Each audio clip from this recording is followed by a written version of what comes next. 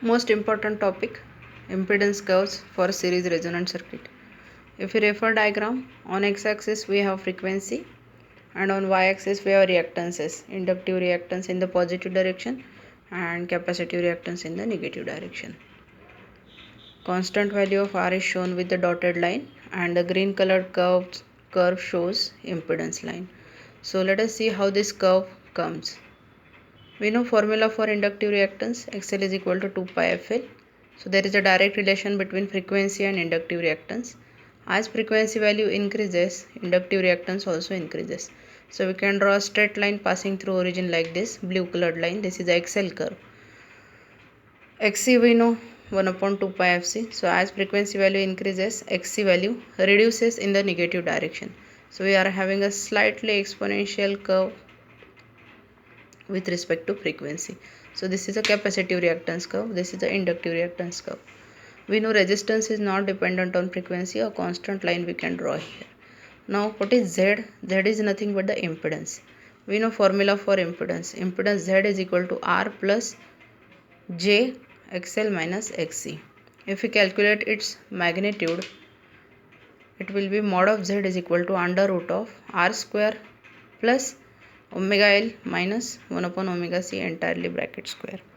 Okay, so we know at zero frequency both Xc and Z are infinitely large and XL is 0, because at zero frequency capacitor acts as a open circuit and inductor acts as a short circuit.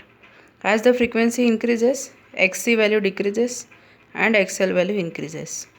Since Xc is larger than XL, at frequencies below resonant frequency Fr, Z decreases along with Xc.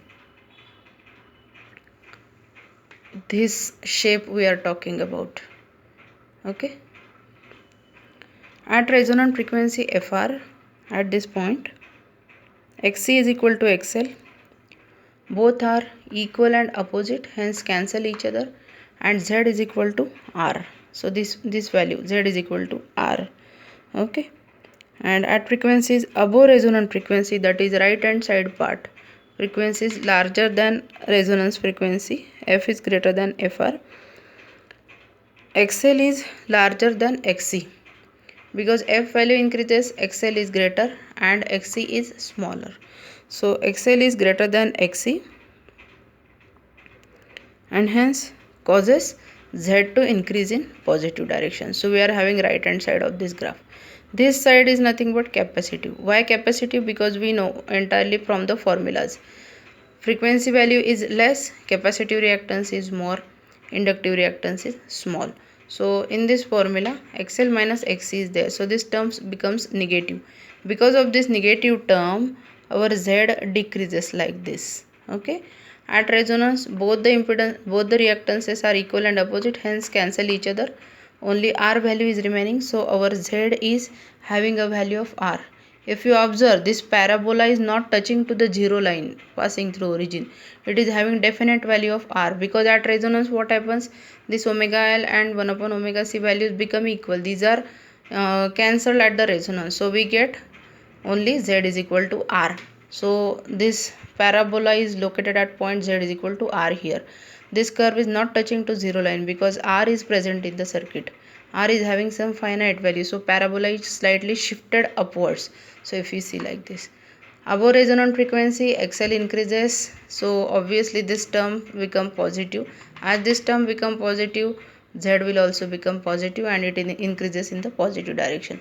So in this way we can get shape of U or a parabola for impedance.